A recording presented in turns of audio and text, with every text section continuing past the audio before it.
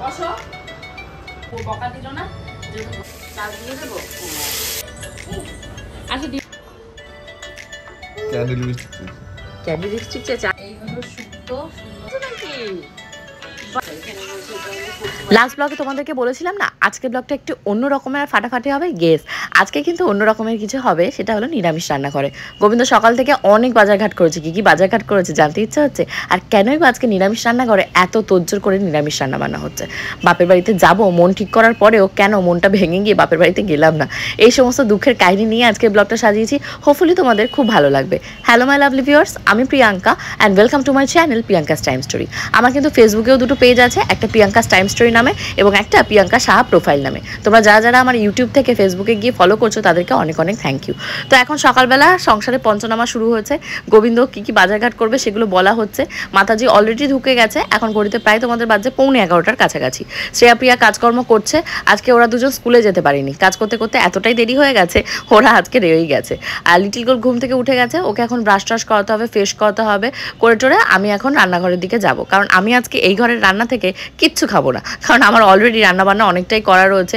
সেই মঙ্গলবারের রাতের বেলা মনে আছে ভাত আর তার সাথে রান্না করেছিলাম তোমাদের পাবদা মাছ, সেই মাছটা এখনো খাওয়া হয়নি, পুরো বাসি। শুধু দিল্লি থেকে গোবিন্দর ফ্রেন্ড এসছে, সে নন বেঙ্গলি, তাই বলেছে আজকে বেঙ্গলি অথেন্টিক যে জেনুইন খাবারগুলো হয় সেগুলো রান্না করতে। এই যেমন ধরো কচু বাটা, ঘাটকলের পাতা বাটা, বাঁধাকপির ভর্তা, আর তার সাথে বলা হচ্ছে শুক্তো এবং তার সাথে ধোকলা। অনেক রকমের রান্নাবান্না মাতাজি বলেছে একার হাতেই করবে। তা আমি ফোনে বলেছিলাম যে যদি না পারেন আমি আছি, হেল্প করে দেবো। তা আমার হেল্পের দরকার হয়নি। চলো আমি এখন নিজেকেই নিজে হেল্প করি রান্নাবান্নায়। কি চলছে? বাঁধাকপি ওইটা ও শুক্তো এই তরমুজ হয়ে গেছে। আর এই যে চাল এখানটা রাখলাম, চাল দিয়ে। আর এটা কি বড়ি, শুক্তোর বড়ি ভাজা হচ্ছে। আর ওপাশে হচ্ছে শুক্তোর সবজি। এখানে রয়েছে এটা হলো কচু বাটা। কচু বাটার ভেতরে আর কি রয়েছে? কারণ সর্ষে কচু বাটা হচ্ছে, আদা লঙ্কা দিয়ে। আর ঘাটকল তো ছাড়ানো হয়ে গেছে মনে হয়। ও ঘাটকল অলরেডি রেডি। ও আচ্ছা আচ্ছা, ঘাটকল হয়ে গেছে। চাল দিয়ে দেবো। যেটুকু লাগবে ওই তো 3 জনের লাগবে যেটুকু। চাল নেওয়ার কথা বলছে যে কে কতটা খাবে, জানো যে আমিও তো জানি না কে কতটা খায়। নতুন গেস্ট, গোবিন্দ তো ভালো হলে তোমার বেশি খাবে আর খারাপ হলে কিছুই খাবে না। তো আমি সেটা কি করে বলবো? তা বলছে বেশি হোক কম হোক, একটু বেশি হোক কম দামে। মধ্যমগ্রামে আমরা এমন একটা জায়গায় থাকি সেখানে সমস্ত জিনিসের দাম মানে বাজার দরের থেকে একটু হলেও বেশি। তো আমি সবসময় বলি যে ভালো জিনিস কিনতে গেলে তুমি নিউ ব্যারাকপুর বাজারে চলে যাও বা সাজিহাটের বাজারে যাও। উনি তা যাবে না, কষ্ট করে স্কুটি চালিয়ে এইটুকু যেতে ওনার কষ্ট। তো এই যে দাম দিয়ে সমস্ত সবজি টবজি নিয়েছে। সবজির যে এত দাম বেড়েছে আর বৃষ্টির জন্য চাষিদের যে কি অবস্থা হচ্ছে, আমি ঘরে বসে বসে ভাবি যে যারা কষ্ট করে ধরো ফসল বুনছে বা সবজির খেতে ধরো জল পড়ে গেল, তাহলে তো সমস্ত সবজি নষ্ট। মানে মানুষের কত হাহাকার, আর আমি কত ভালো আছি, সুখে আছি। কমেন্ট সেকশনে কমেন্ট করে তোমরা অনেকেই বলো যে প্রিয়াঙ্কা তুমি অনেকের থেকে অনেক ভালো আছো। তখন আমি ভাবি কি দেখে আমাকে ভালো বলে। পরে যখন এদের দুঃখ দেখি তখন আমার মনে হয় সত্যি তো আমি একজনের থেকে হলেও তো সুখে আছি। মানে সুখ কোনটা? সুখ তো নিজেকে খুঁজে নিতে হয়। আমি 1 টাকায় খুশি, আবার আমি 100 টাকাতেও খুশি না। সকালবেলা উঠে মর্নিং এ ব্রাশ করে, তোমার আর তোমার বাবার মতন নাকি? করো ব্রাশ করো, দেখো ব্রাশ, দেখো ব্রাশ দেখাচ্ছে। করো করো ব্রাশ করো, তুমি করাও, পারে না? পারে? ও বাবা, দিনরা কি একা একা ব্রাশ করছে নাকি? বাবা বিশাল ব্যাপার তো। ওরে বাবা ওরে বাবা। বাজে ঘড়িতে 1টা। আমাদের বিন্দা পিয়া স্নান হয়ে গেছে, খাওয়া দাওয়া হয়ে গেছে, এখন এসে ঠাকুর প্রণাম করতে। আর এদিকে অলরেডি মাতাজির সমস্ত রান্নাবান্নাও হয়ে গেছে। যেহেতু গোবিন্দর বন্ধুর ফ্লাইট ছিল তোমাদের ওরকম 4টের সময়, ও বলেছিল 1টার ভেতর খাবার দাবার রেডি করতে। তো সেই অ্যাকর্ডিংই মাতাজি খুব তাড়াতাড়ি স্পিডে কাজ করেছে আর সমস্ত রান্নাবান্না দেখো রেডি। তো সুন্দর করে বানিয়ে রেখে দিয়েছে। আর এটা হলো তোমাদের ধোকলা। আরে আসো ডিম ভাজা দেবো, আসো। কাকার এই ট্রলিটা একদম নোংরা, এটা একদম ধরবে না, এটা থেকে দূরে থাকো। এটা হলো সেই 8খানা খাওয়া কেক। কালকে রাত্রে মায়াপুর থেকে যে গোবিন্দরা যে কেক নিয়েছিল আমাকে দিয়েছিল, আমি খেয়ে আর এটুকু খেতে পারিনি, রেখে দিয়েছি। তোমাদের গোপুদাও সেম। তো আজকে এই যে ভাত আর এই পাবদা মাছ। বাজে ঘড়িতে এখন তোমাদের প্রায় 2:10। আমার স্নান ধান সমস্ত হয়ে গেছে, রান্না বান্না সব মোটামুটি ডান। এখন তোমাদের লিটিল গোলকে খিচুড়ি খাওয়াবো, ওকে একটা মুসম্বি জুস খাওয়াবো। এই কদিন ধরে একটু খাওয়া দাওয়ার এদিক ওদিক হচ্ছে না, তো 3টে সাড়ে 3টে এমনি বেজে যাচ্ছে খাবার খাওয়াতে, তো মুসম্বি জুসটা খাওয়ানো হয় না। একটা মুসম্বি রোজ হোক, একটা মুসম্বি জুসটা দেবো, তার আগে দেবো পুজো দিয়ে আসবো। তারপর ওর পাশে শাশাঙ্ক মানে গোবিন্দর বন্ধু আর গোবিন্দরা লাঞ্চ করছে দুপুরে, মাতাজির সমস্ত রান্নাবান্না হয়ে গেছে, সবাই দেখে আসে ওর পাশে কী করছে। লিটিল গোলকেও তো ঘরে দেখছি না, কোথায় গেছে কে জানে। গোবিন্দ এখানটায় নিজে খাবে বলে খেজুরগুলোকে রেখেছে না, পিঁপড়েগুলোকে খেজুর খেতে দিয়েছে, বুঝতে পারছি না। আমিও পুজো দিতে দাঁড়িয়েছি আর ঝমঝম করে বৃষ্টি নেমেছে। এবার যে বেচারা ফ্লাইট ধরবে 4টে, সে তো আর বেরোতে পারছে না। ঘড়িতে প্রায় এখন তোমাদের 2টোর কাছাকাছি বাজছে।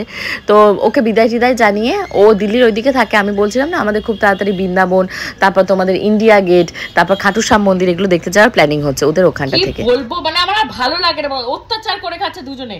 এই তোরা ঘুমোলে ঘুমো, নাহলে আমাকে ঘুমোতে দে। তাকিয়ে আছে দেখো,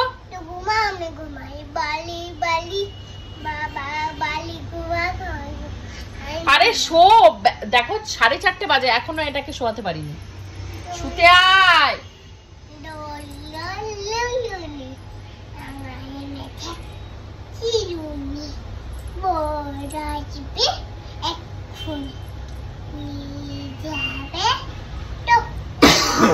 শুধু আমাকে ভয় দেখাবে, দোল দোল দুলুনি নিয়ে যাবে তক্ষুনি, মানে ওর বর আসবে, ওর বর ওকে নিয়ে যাবে, সাজাগোজার গল্প, সিঁদুর পরার গল্প, সারাদিন হলে এই সমস্ত। এই ঢুলুনি তুই এদিকে আয়, দুলুনি আর করতে পারে, ঢুলুনি এদিকে আয়। ওই ঢুন হচ্ছিস, পিপিকে ফোন করে খালি এটা চাই ওটা চাই, কি কি চেয়েছে তোমার কাছে ছদ্দি? ক্যান্ডি লিপস্টিক চেয়েছে, আর কি চেয়েছে? এ কি ছদ্দি এরকম মানে সেই কাশ্মীরে থাকার মতন হয়ে আছে কেন?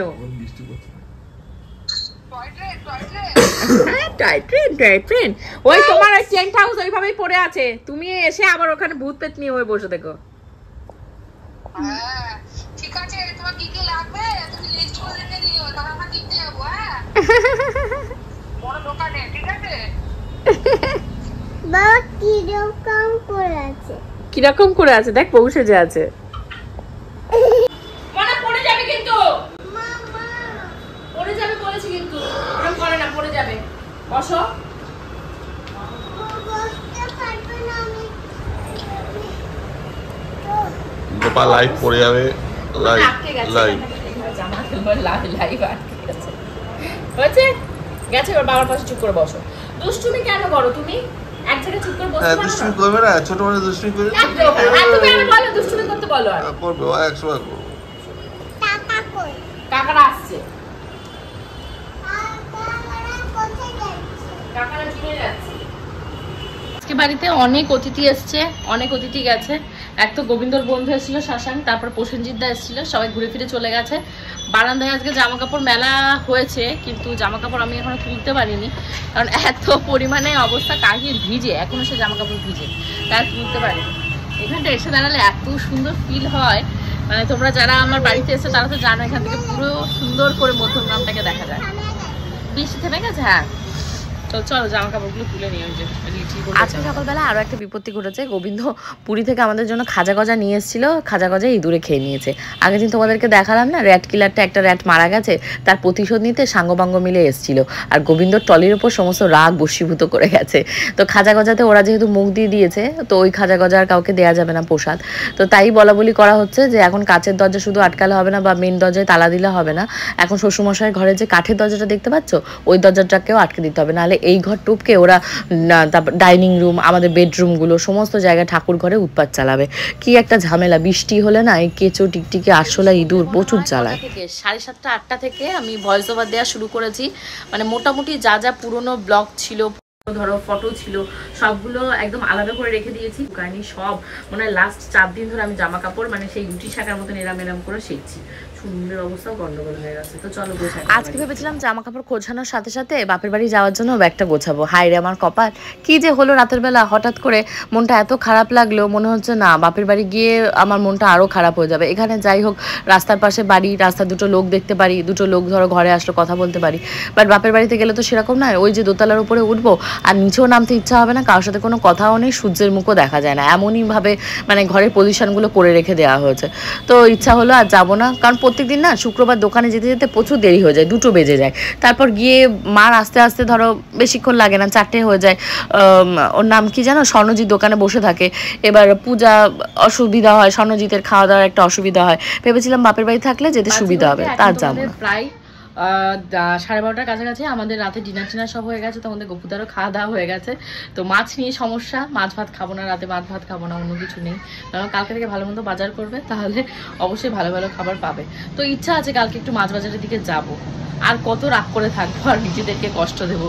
মেয়েটাও মাছ টাছ খেতে পারে না, তোমাদের গপুদা মাছ বাজার করতেই পারে না, তাহলে আমাকেই যেতে হবে, আর কিছু করার নেই। দেখি যদি মুড হয় তো যাবো, আর তোমাদেরকেও সাথে নিয়ে যাবো, কি কি মাছ কিনি সেটাও দেখাবো। ওই যে লিটিল গোল্ড দৌড়ে ওর কাকার ঘরে চলে গেল। See you in the next blog, কালকে দুপুর ঠিক 2টোর সময়।